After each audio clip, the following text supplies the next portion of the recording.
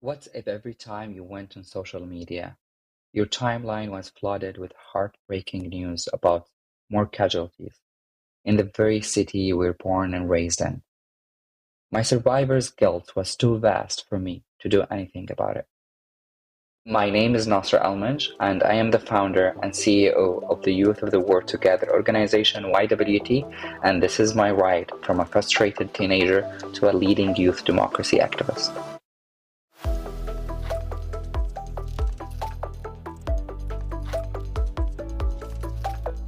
YWT is a non-profit youth organization that creates online and offline safe platforms for free expression that promote democratic values and human rights.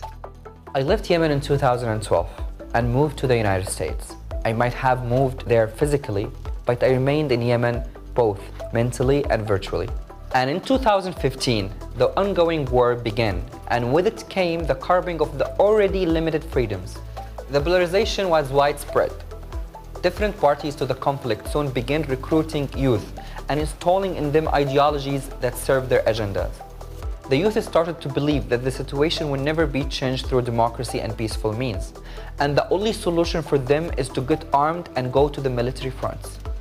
So I took it upon myself to use the privilege of being an American and share some, no matter how little, of the freedom I enjoyed as a Yemeni American living in the United States. The immense drive I felt, along with the passion I have for filmmaking, and my firm belief in the power of arts, media, and culture as the most effective way to engage and activate youth for supporting democratic process and initiatives. Our very first project as the YWT was a conference we called Volunteer Talks, V-Talks. The goal of V-Talks was to create a platform for Yemeni volunteers to share their experiences and to promote and enhance the culture of volunteerism amongst Yemeni youth. We hosted the event 1 year after the war began to encourage the youth to live in the now, to volunteer now, and never give up or wait until the conflict is over to get started. This later became a guiding start for us at YWT. We will not start when the conflict ends, we will start to make the conflict end. We will contribute to bringing that end by creating a resilient generation capable of leading Yemen toward a brighter future. Despite V-Talks being our very first project, we had a great turnout with our incredible team of volunteers.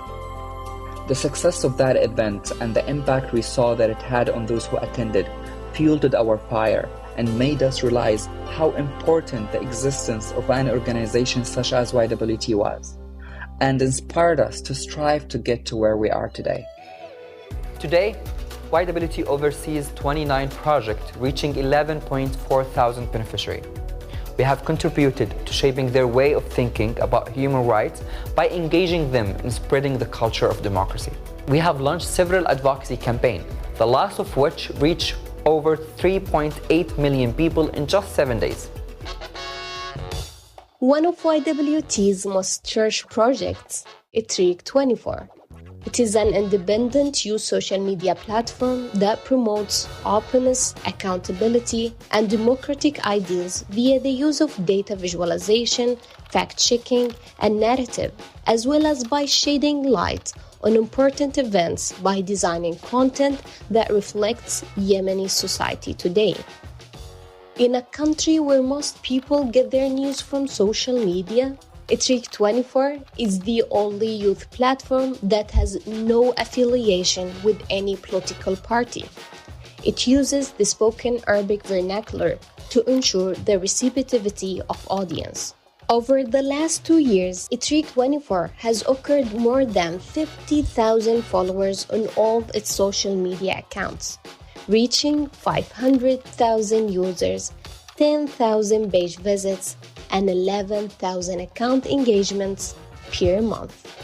At Triq 24, we specialize in effectively discussing taboo topics of extreme sensitivity to our conservative society in a manner that is not only engaging but also liberating, and we can quantify that based on the very human responses we receive from our audience.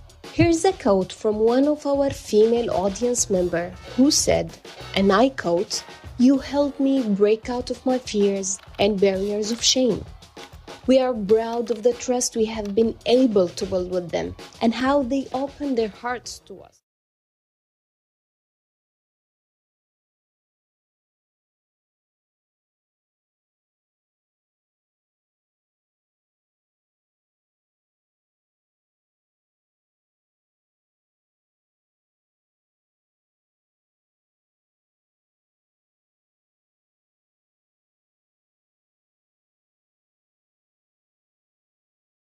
Eat. I hope you had a chance to eat. And now you got new energy and get a little bit more food for thought this afternoon. We have a very interesting panel, Leaders Forum. We have a Larry Diamond. Everyone knows who he is. He'll be moderating this session. So I'm going to pass the microphone to Larry.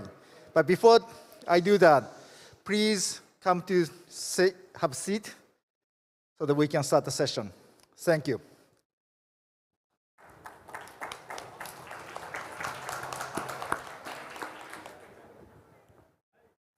Thank you, Ryota. It's a pleasure to be moderating what I think will be a very inspiring session, and certainly a corrective to the notion that we are in an unambiguous and relentless democratic recession with no hope and no momentum of reversal.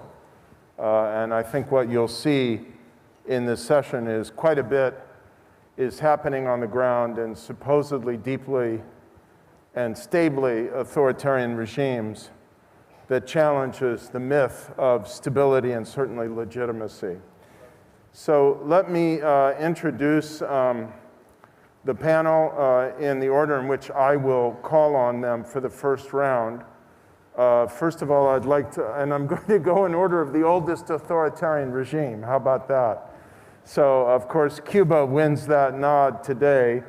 Rosa Maria Paya is a Cuban activist for freedom and human rights and the daughter of the late great Cuban opposition leader, Oswaldo Paya, who died in a car crash in 2012 under deeply suspicious circumstances. She heads the Christian Liberation Movement, founded by her father, and is a major voice for the Cuban opposition movement, and I think an inspiration to people around the world struggling for liberation from authoritarianism. Gladys Changchireri is a Zimbabwean women rights activist and founding director of the Institute for Young Women Development and founding coordinator of the African Women's Leaders Forum, and of course a member of the steering committee of the World Movement for Democracy and an alumna of the Reagan Fissell Fellows Program. Then we have Leopoldo Lopez, who is a leading opposition figure and former mayor in Venezuela. He'd probably be president today if Venezuela was a democracy. He spent 7 years as a political prisoner for his leadership role in organizing protests and election campaigns against the Venezuelan dictatorship. He's the national coordinator of the Voluntad Popular Party in Venezuela.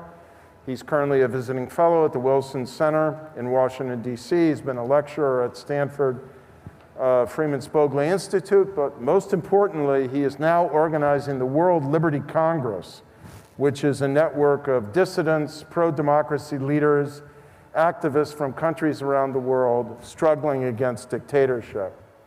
And finally, Zigis Pavilionis is a former Lithuanian career diplomat. He was Lithuania's ambassador to the United States.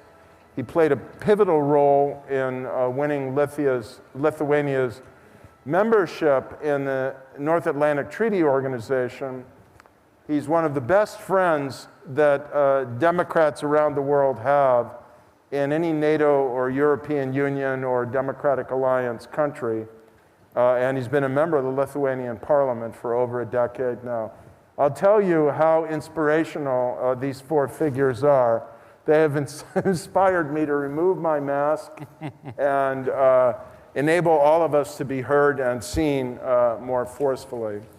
So, as I said, Rosa Maria, when we were talking before, there is a sense in the air of resignation, almost of hopelessness, that authoritarian regimes are on the march. Democrats lack arguments, they lack hope, they lack organization, and they've essentially given up in places like your country or Venezuela or Zimbabwe or Belarus or wherever it may be. But we know that's not true, and I'd like you to begin by telling us the ways in which it is not true in Cuba, and what's happening on the ground. People in this room may not know, certainly people listening to us online don't know, that is challenging the myth of authoritarian inevitability in Cuba. Yes, that inevitability is what many has allocated as a burden over the shoulders of the Cuban people. But July 11 last year, we just witnessed a massive rise across the whole island, where hundreds of thousands of Cubans, the most part of them very young, just went into the streets demanding freedom, demanding patria y vida, which is homeland and life, as the opposite of homeland or death, which is the slogan of the Cuban communist regime, demanding the end of the dictatorship. And we are talking about the Cuban people 63 years after the Cuban Revolution, with all the weight in their shoulders of the utopian narrative of the revolution that have been sold widely, internationally, and almost by themselves, in a very precarious, in a very vulnerable situation. Even in this situation, the human beings that lives in Cuba right now are demanding that intrinsic desire that is freedom. And that's first and foremost a big opportunity for the democratic world to take the proposal, the opportunity that the people is providing and support that movement. That's also a very clear reason for hope worldwide. When we see teenagers walking by the streets, demanding freedom, being sent to 8 years in jail just for walking by the streets, and risking their lives in the pursuit of that freedom and that democracy, well, that's saying something to the international community. And that international community, being the democracies of the world, being the governments of the world, are the ones that are maybe lacking the willpower right now. I mean, civil society is ready, citizens are ready, but we need the support of the international community, and that support comes with actions, with putting your actions where your words should be. We're going to come to the actions in a few minutes, and we're going to come to the words that they want to hear from the international community. But first, let's find out more about what's happening on the ground. So, Gladys, what are you seeing in Zimbabwe after, what, 42 years or so of authoritarian rule?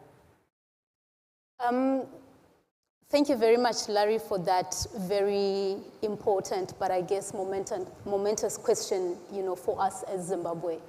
So yes, it's been 42 years, since we got political independence. And what we saw prior to independence really was the demand for democracy, the interest, the desire, to live in an open society. And post-independence, the hope was we will get there. But sadly, since the turn of the millennium, the situation has been deteriorating and further deteriorating because upon the emergence of the opposition, the major opposition, since after independence, we really saw how the very state and the very people who had championed liberation became the oppressors in themselves. And, seeing how Zimbabweans felt that there was an unfinished business of liberation and that there were efforts to continuously try and entrench democracy in the country, the state has been using very different ways to really close out that space. And sadly, we got to a time where in 2017 we had a coup because the demand for democracy had increased. And it seems like, the ruling party realized that the old man that they had in Robert Mugabe was not going to be able to continuously consolidate power for them. So they overthrew him, put a new government in place, camouflaged it as, a people-driven kind of movement, but that was not the case. And up to date, we continue to see the deepening of that, authoritarian state. And as of 2020 to where we are, we've actually seen how brutal, how cruel, how shameless the government has become because they have amended the Constitution. They made 27 constitutional amendments to try and take away democratic rights entrenched in the Constitution that we came up with in 2017. They have come up with legislation. We're seeing the weaponization of law, where they've come up with numerous legislation to close out civic space. They want to deregister civil society organizations in the name of advancing transparency and accountability, as recommended by the Financial Task Force team. They have come up with laws to bar opposition activists who they've arrested and have at some point been convicted for, inciting public violence, demanding political rights so that they don't run for political office. I sit here today with 3 of my colleagues actually having pending court cases where they've been arrested simply for demanding young women's rights and their needs to participate in democratic spaces. And that in itself, really shows how vindictive the authoritarian state in Zimbabwe has become against the growing forces demanding democratic governance and respect of, the rights of minorities, the rights of women, and the rights of youth. Thank you for that. And I want to come back as well to the potential levers for change in Zimbabwe. One of the things that distinguishes Zimbabwe and Venezuela, where we're coming next from Cuba, is that your 2 countries do, in theory, have multi-party elections. Elections are going to come again, it seems, in both countries. Sometimes elections can be levers for change. So Leopoldo, over to you. Let's come to the World Liberty Congress a bit later. Tell us first about what you see happening on the ground in Venezuela now, and what gives you hope in terms of what lies ahead for the, quote, Bolivarian socialist regime there. Well, thank you very much, Larry. I would like to start by the hope. We just heard this morning Eugenia from Russia, and she said something that struck me very close. She said, Russian people are not Putin. Venezuelan people are not Maduro. Cuban people are not Díaz-Canel. Chinese people are not Xi Jinping. And I think we need to understand that people in the world, regardless of where they are living, they want freedom and democracy. And this has been a conclusion in many of world surveys. People want freedom and democracy. It doesn't matter where they live. So that gives me hope. Unfortunately, movements towards democracy have been in a democratic recession, as you have noted in your research. However, people want freedom and democracy. So that poses a challenge. And hope, in a way, is also part of a challenge that we need to present to the democratic countries, to the democratic people, and to the people who want freedom and democracy. And in that sense, we need to find ways in which to channel that hope for freedom and democracy. We need to understand what has happened with the movements that have taken place in the streets of Cuba, of Zimbabwe, of Venezuela, of Belarus, of Cuba, that unfortunately, over the past years, have become less and less successful.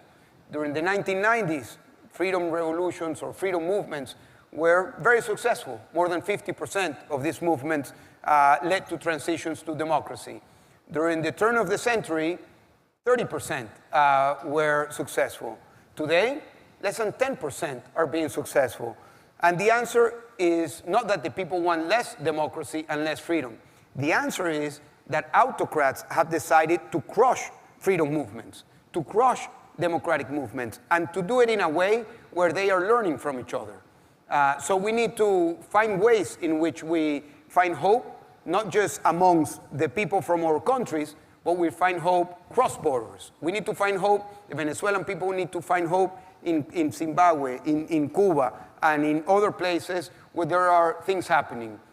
So I do believe that there is hope. In the case of Venezuela, we have been fighting for freedom and democracy for many years now, for more than 2 decades.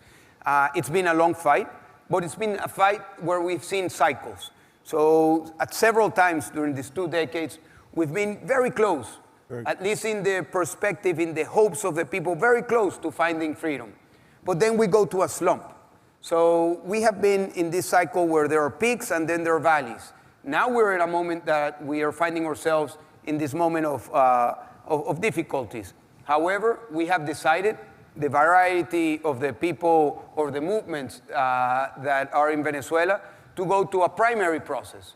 And that's a good news, because we will find unity through the people, from the bottom up, through a process of primaries. That will legitimize the leadership, and that will give the people the say in how to articulate unity, which is, by the way, and this is another issue, but it's, by the way, a very important challenge that we all have, how to build unity within diversity of the anti-autocratic movements in each of our countries, because we all have challenges.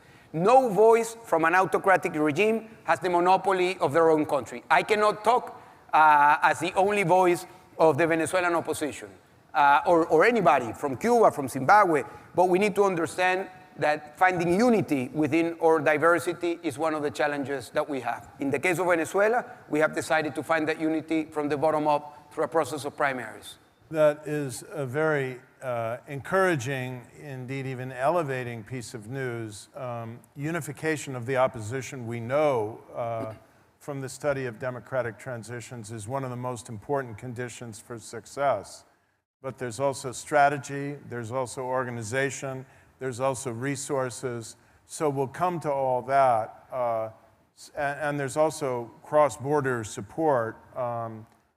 In some of those realms, I think these democracy movements probably have no better governmental friend and sympathizer now than the government of Lithuania, and no better individual friend than Zigis Paviljonis. So, And with the European Union, why should we feed Castro dictatorship? We blocked it. Talking Taiwan, we are the only country that calls Taiwan, Taiwan, not Taipei, like most of you actually sitting here. So you can do it, but what's our Lithuanian recite? Never accommodate evil, never appease it. It leads to wars, destructions, deaths. Honestly, talking Ukraine, you know, I remember Yanukovych, Ukraine. They were playing with the devil, and they paid, and they're paying dearly now. Baltics did differently. NATO, EU rejects the Soviets, but actually even Americans, they were very clear with us. EU, NATO membership, no gray zones. no, leaving Ukrainians behind. So that's why we're talking now with Americans. We have Vilnius NATO summit approaching. Let's fix Bucharest mistakes. Let's defend that democracy, not only by words, but by our decisions. The same we talk to Swedes. High moderates, you are back on scene. You know what? Let's start accession talks with Ukrainians, on membership. Not, leave them like a lot of Balkan countries just with candid perspective. So a lot we can do, but we should lead. We talked about that with Ken yesterday. But that's about leadership. Every person can do a lot. Every nation can do a lot. Every regional organization. Biden can do a lot. He can be a Reagan for Ukraine. He can create Europe whole and free. That would be a historic legacy of this president that, gives his whole heart to democracy. Well, maybe Reagan was like this. I was too young to remember. But, let's help him create that legacy. He should do it in Vilnius, Damon. We know it. And another lesson, Lithuanian, don't trade with devils. Well, honestly speaking, who is the biggest Taiwanese partner? China.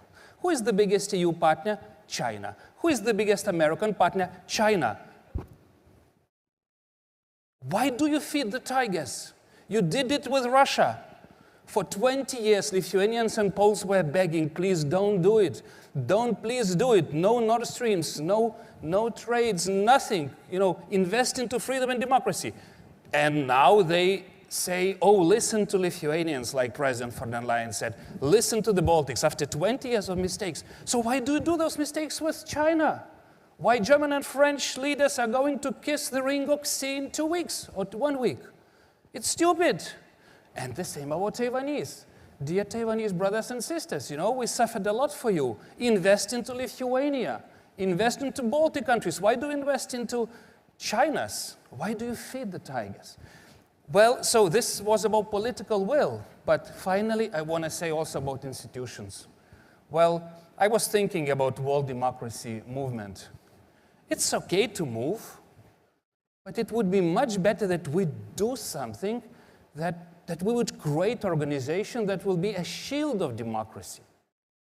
I think we are ready. More and more governments take democracy in the center of their politics. If Biden continues to lead, if out of all those democracy online meetings we build a NATO for democracy, I mean global one, kind of, you see meetings in Ramstein where 40 defense ministers are meeting and thinking how to defend Ukraine. This is how international organizations should look. This is like United Nations for Democracy should look. This was exactly what Mark Palmer, before, passing out, he said to me, Zhigis, let's fight for the world where autocracies would be abolished by international law. Let's do it, friends, before it's not too late. I would love to have an organization with Taiwan, with a lot of other nations that fight for freedom with everything they have. And then we would just win that war. So everything is in our hands. I'm not supposed to abuse the role of the moderator here, but in a place like Ukraine, and I think we've got to be honest with ourselves, in a place like Taiwan, fighting for freedom either right now does mean literally fighting or means at least deterring fighting, and you can't do that without weapons. And there's a lesson in that, of course, that we learned in Ukraine, and I really hope we, the United States of America, are going to learn it in a more robust and resolute way for Taiwan. But now, Rosa Maria, let me come back to you, and let's get specific. You, I think, have persuaded us that there's a new generation of Cubans that are, there's a famous line in an American movie called Network, we're mad as hell and we're not going to take it anymore. And I think that's what we're seeing from Iranian women. That's what we saw when the people of Belarus rose up and rallied behind the amazing woman leader who stood in for her husband, and I think everyone who knows the country knows, won the presidential election there. And we're seeing it in Cuba. But in Cuba, they're facing one of the most entrenched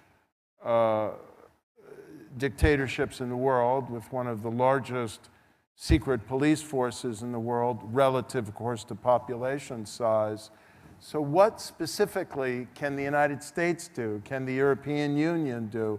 How can we help the Cuban people? How can we make a difference? What do they want from us? Thank you for that question, because it's essential.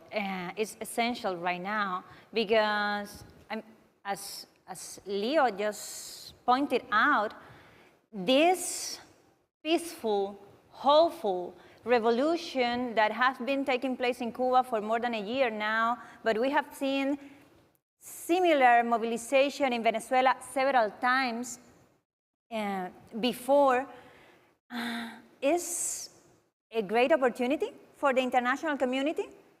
But if Cubans are left alone, well, dictators just learn to wait it out. Mm-hmm. And they have done that in Venezuela. They have done that, they did that in Iran before, and they may be doing it again.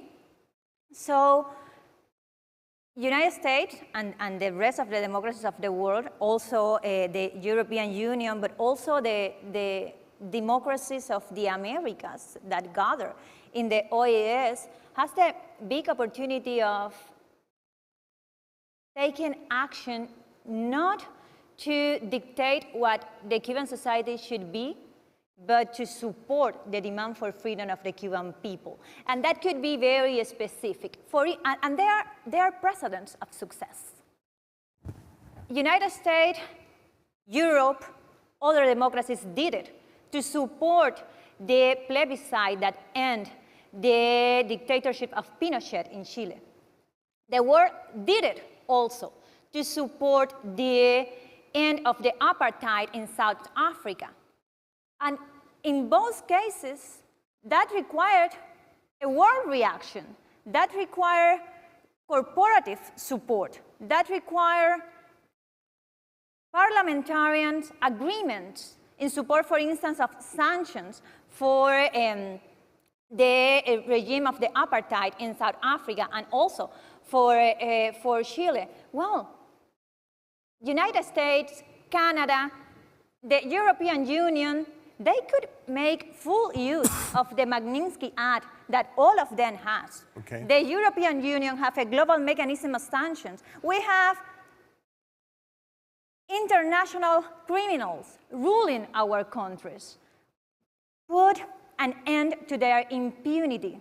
That is not only granted, as Anne pointed out very well, it's not only granted by the coordination of the autocracies, it's also granted by the inaction of the democracies.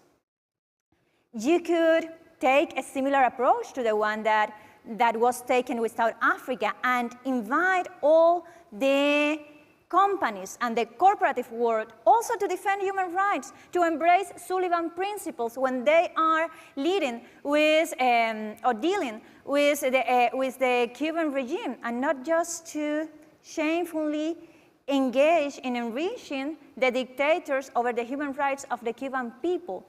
We also need their decisions, their voices in the international arena. We're talking right now, and the Iranian regime is sitting on the Commission for the Status of Women in the United Nations.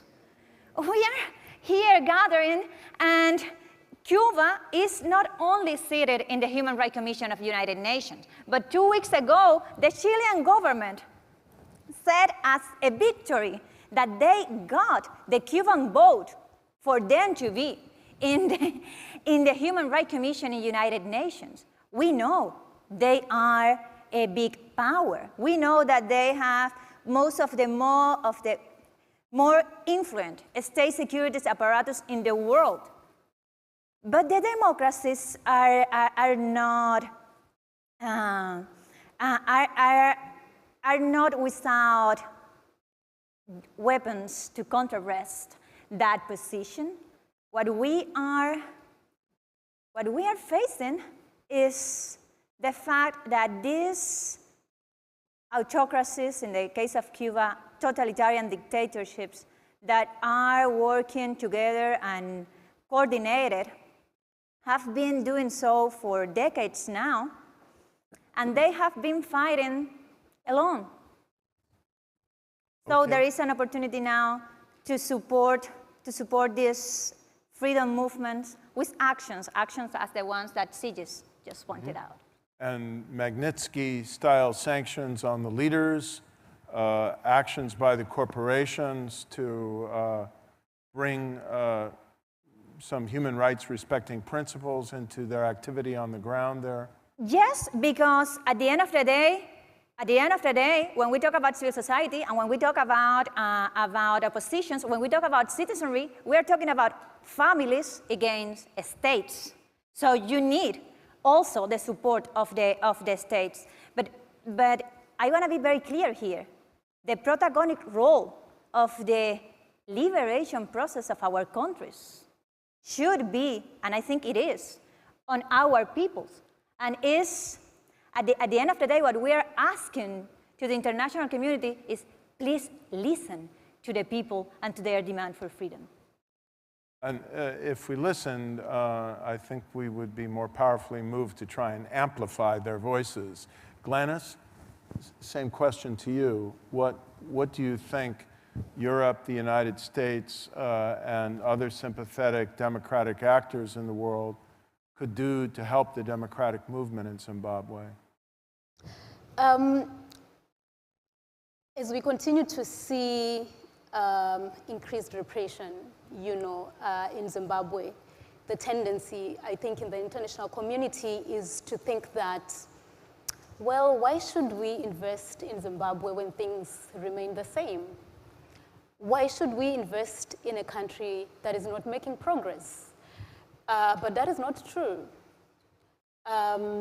What we see continuously happening is actually a reaction of a state that is under pressure from citizens who are demanding democracy, and they want to really close out the space and make sure that, that energy, that desire is clamped down.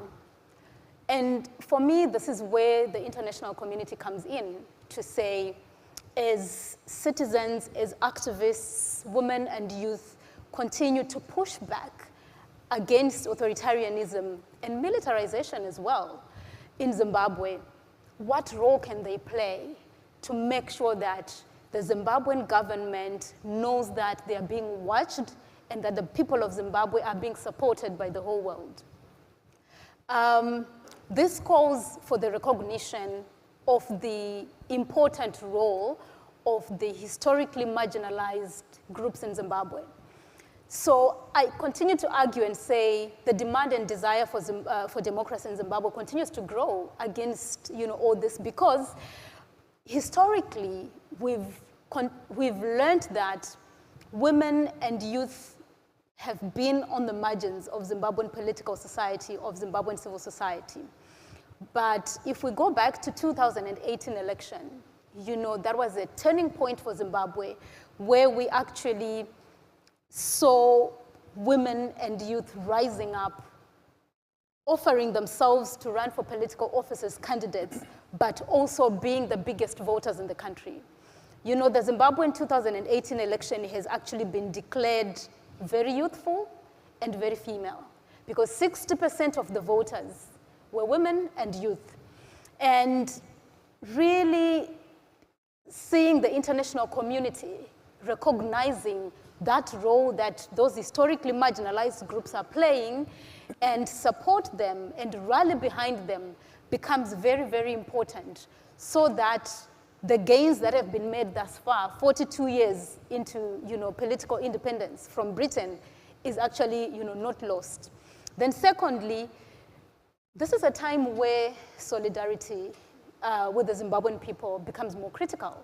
We are in a state where, in a country where it's really difficult to express our freedoms in different ways. We continue to do it, but when we are closed out and forced not to demonstrate that, not to do that, we really need our international allies to be able to speak up on our behalf, to be able to show up and really be there and continuously, stand up for the people of Zimbabwe.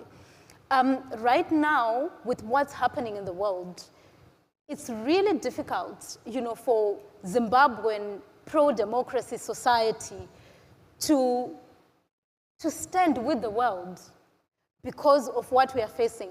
But that does not mean that when it's difficult for us to show up to the world, then the world should not show up for us. We need the world to be there for us.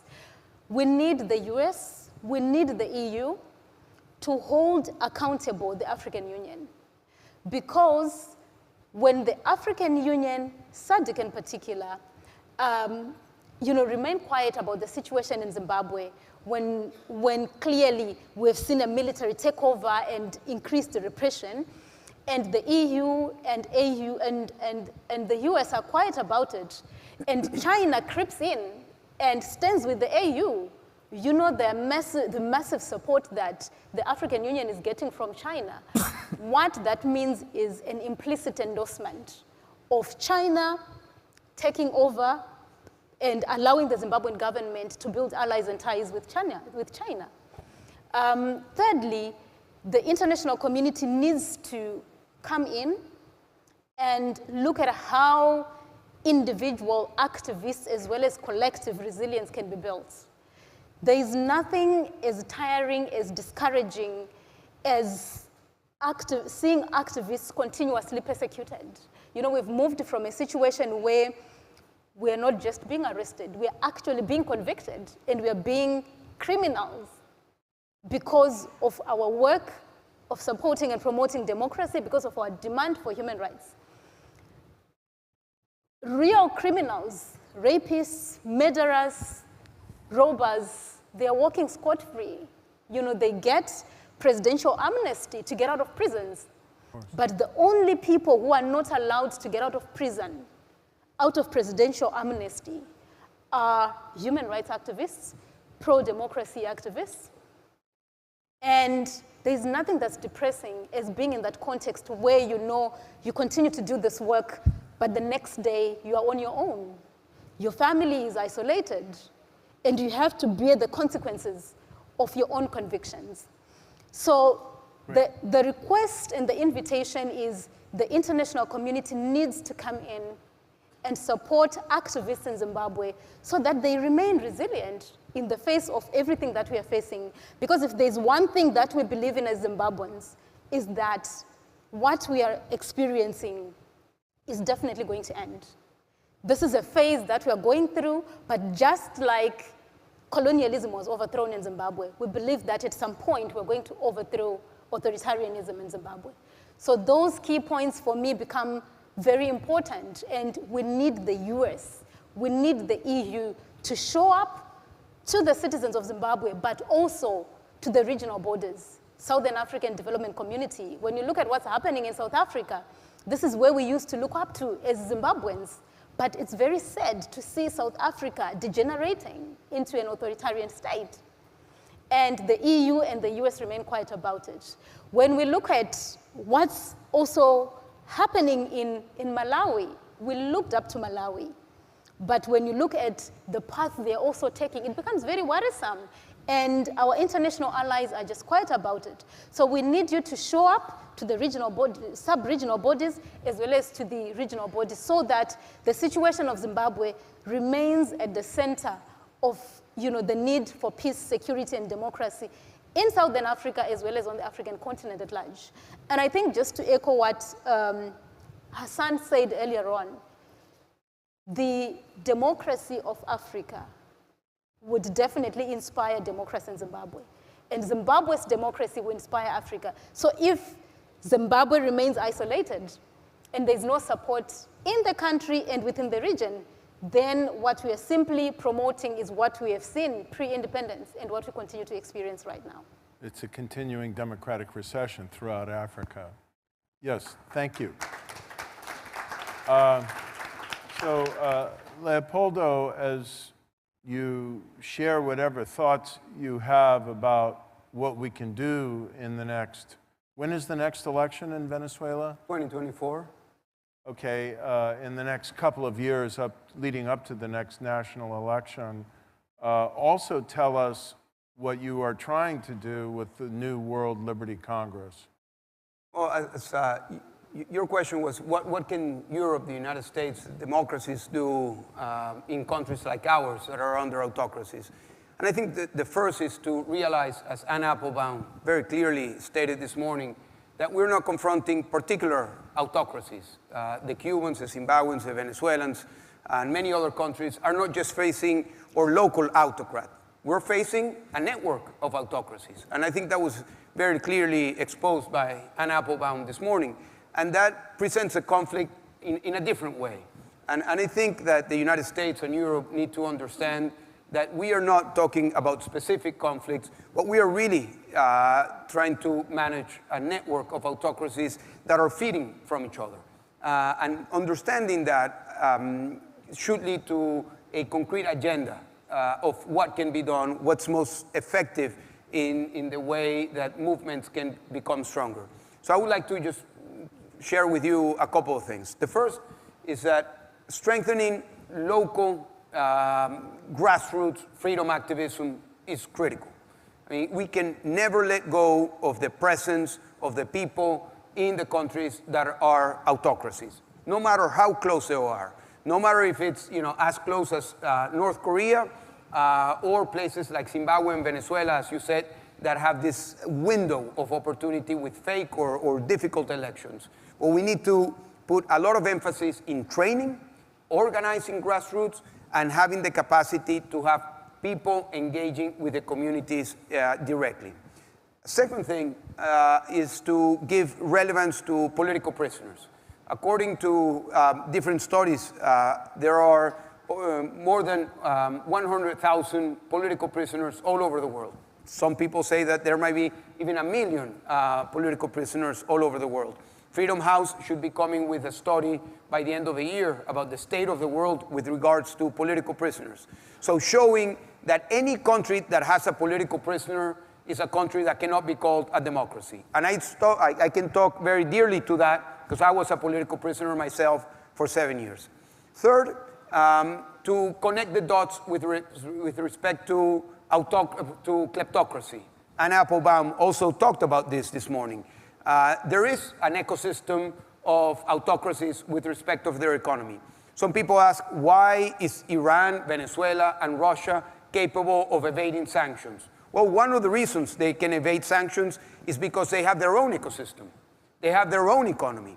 They have an economy that is more inefficient, yes, that it's not as transparent, efficient as the open economy, but they have their own economy. So connecting the dots and using tools like the Magnitsky Act that goes after the corrupt and the violators of human rights is something that should be very present in the European countries and in the United States. Fourth, I believe that there are great opportunities with technology. This is an issue that you, at one point, you were talking about liberation technology. And I remember a conversation that we had a couple of months ago, and you were, in a way, frustrated with the way in which technology has evolved with respect to democracy. And true, today technology is not a tool for democratization, but the contrary.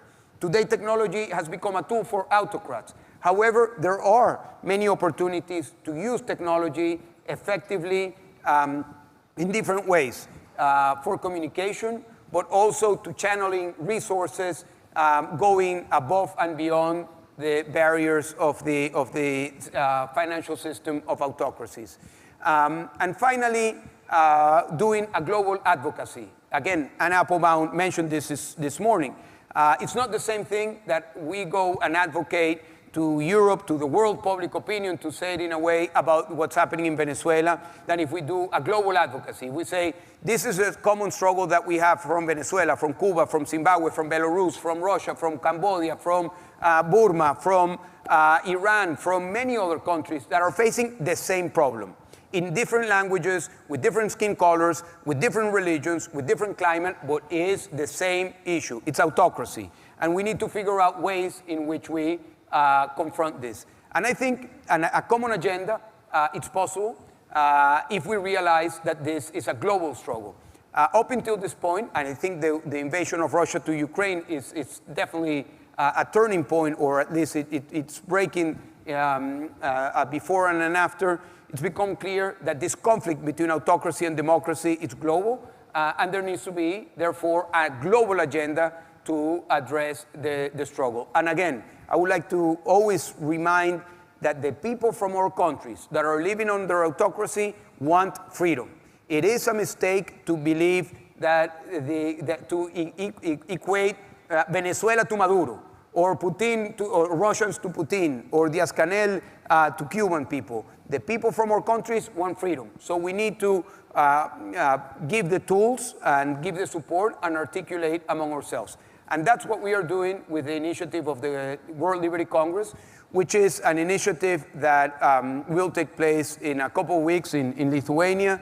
And the idea is to bring together activists, leaders from countries that are clearly autocratic, to build a working agenda, to build not a think tank, but an action-oriented agenda that can give support, and also that we can find support amongst each other, because we're fighting the same fight. And when we talk to each other, when we understand that we're fighting the same fight, we can find encouragement in understanding that we are not alone. So you're going to fight autocracy incorporated with Democrats united? With freedom incorporated, I believe so. I like that. Well, Zigis, I guess we should begin by thanking Lithuania for providing a venue for the first meeting of the World Liberty Congress. But if you could react to what's been laid on the table and what you think is actionable from the standpoint of democratic governments. Well, I think it's not enough for freedom fighters and for organizations like this to gather and talk. This is time for governments to act, to have a plan. You know, like Lithuanians, we have a plan for the little region where we maneuver for last 1,000 years. The plan is very simple. To start accession talks with Ukraine next year, to finish them in 27 during Lithuanian presidency, and to allow membership of Ukraine in 29 before new European Parliament is elected and Commission is appointed. Clear plan. But to make it success, NATO enlargement. Without this, forget it. We will spend all the money on this planet. We will, send all the weapons to Ukraine, and Russians will come and destroy it again and again and again. There is no transformation, successful transformation, without those two elements. Americans and Europeans are like a family working together. If you solve Ukraine, Moldova is done, it's solved. And actually, you are solving the problem that is taking 50% of your, problem. You solve Putin. Well, Lithuanian recipe is simple. Kill Putin regime during this winter. And that's done. No energy prices, no far rights taking your powers. You solve half of the world's problems. And you can do it. Just, consolidating democracy in Ukraine. Let's have another regional plan. How do you stabilize Indo-Pacific? Because just through the eyes of Lithuanian eyes, what's happening now with Taiwan, I think it's not sustainable. This is appeasement. This is appeasing China in this region. I liked American national security strategy, but one sentence that we will never recognize Taiwan independence, that makes me think, really? You send that signal? If you continue sending signals like this, they will come, grab, and occupy. It will be done.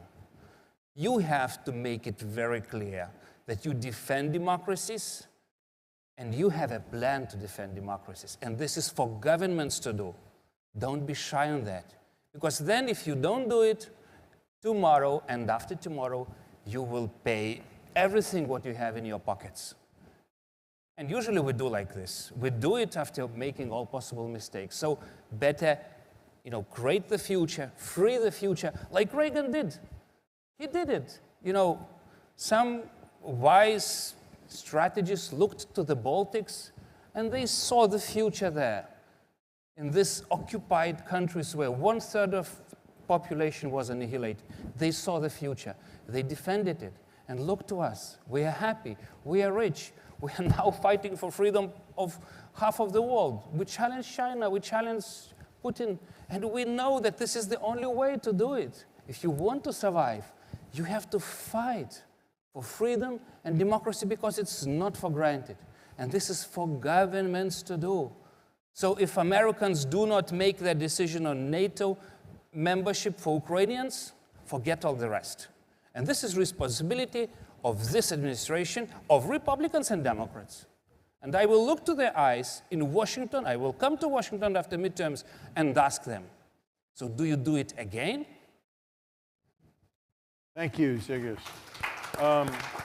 So I think we're in the final round here, and I'd like to see if we can keep moving the conversation in the direction of the very concrete. I think one of the most memorable phrases of the recent decades of democratic struggle will be what President Zelensky told the American government: I don't need a ride, I need weapons. And I think it can be applied in a different context to your countries and others in the midst of peaceful struggle for democracy. Obviously, well, it may not be obvious, but the evidence shows overwhelmingly that when struggles for democracy are waged through peaceful means of nonviolent struggle, they have a much higher probability of success, unless, of course, they're attacked militarily when they're already democracies. And so what are the concrete things that would be, in some ways, a parallel to Zelensky's statement? And let me give you 2 or 3 examples. You mentioned, Leopoldo, my frustration with the lack of, it was a frustration, it wasn't despair, over the lack of progress in terms of information and communication technology. I have a hunch that we could do more on that front.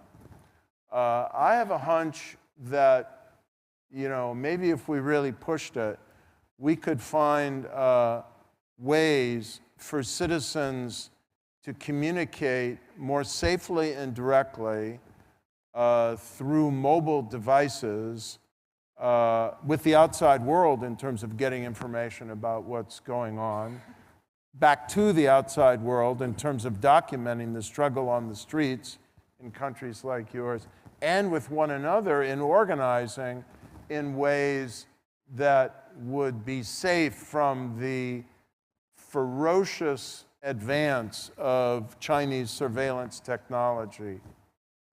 Would that make a difference or not? Or is there some other hard object or thing we could give you or transfer to you or supply you with that would make a difference? We've got to keep these answers brief, but Rosa Maria, we'll start with you. Yeah, I'm inspired by what Sigis just said, because if I have to go to the bare minimum, is please, to the governments of the world, especially United States, EU, walk away from appeasement.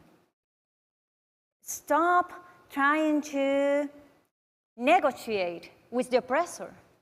Start to extend your hands to the people, to those that are your real friends, to those that could be your partners in strengthening or building democracy in our countries. That's sadly not what we are seeing towards countries as Cuba and I would say Venezuela in this moment when we are talking about specifically United States policy.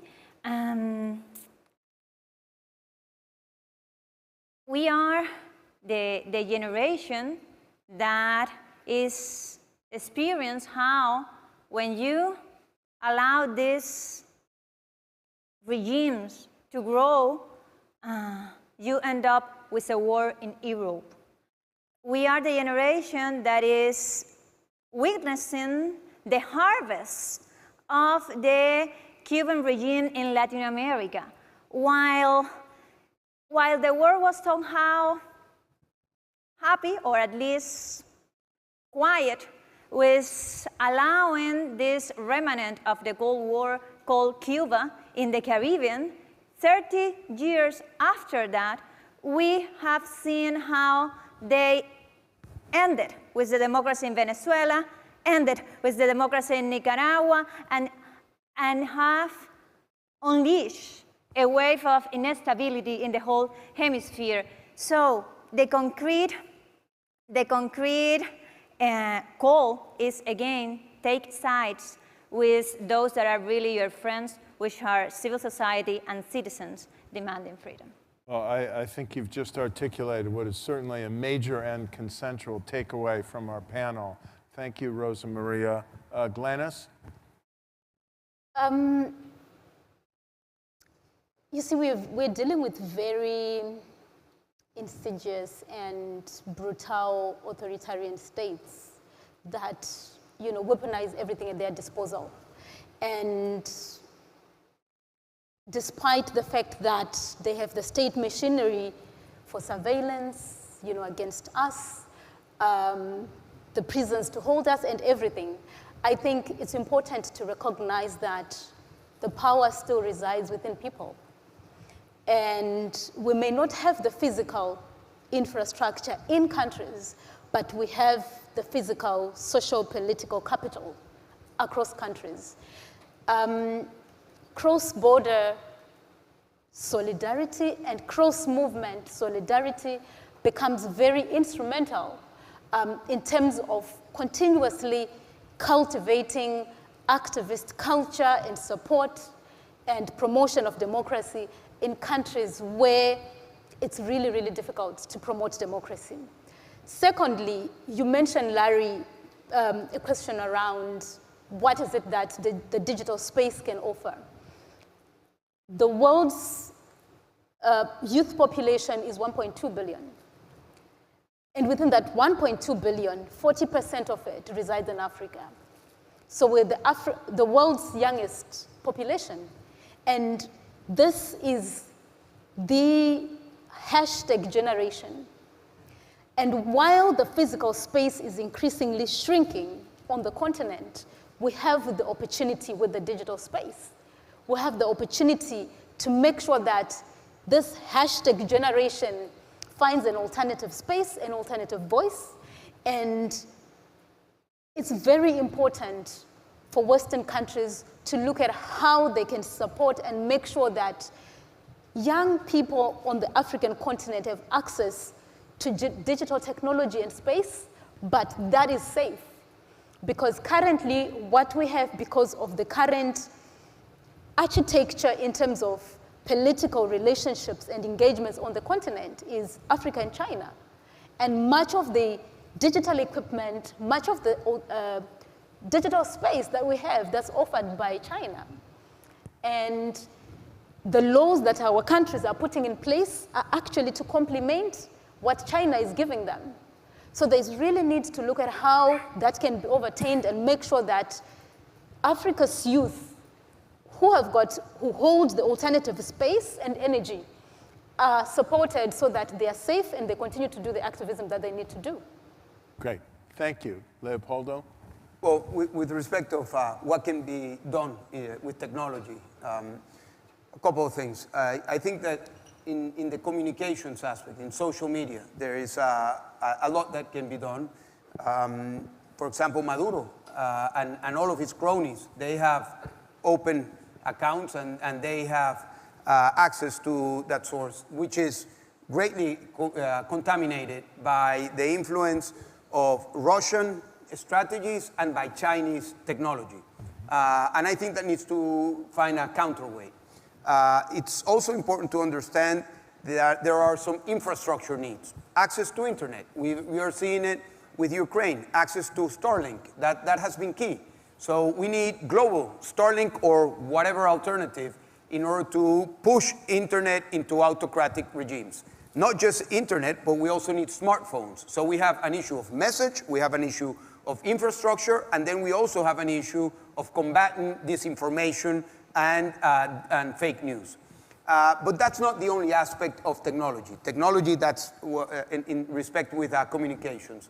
But then there is a huge opportunity of bringing resources without the control of the financial system of autocracies. And finance and tech are a great opportunity. Cryptocurrencies are a great opportunity in that respect. There are billions of dollars going into autocratic countries, but they have to go through the financial systems that are controlled by the dictatorships. And they take away money from the people that are sending, they take away money from the people who are receiving, and they are ways today that can be done in a much more efficient and in a way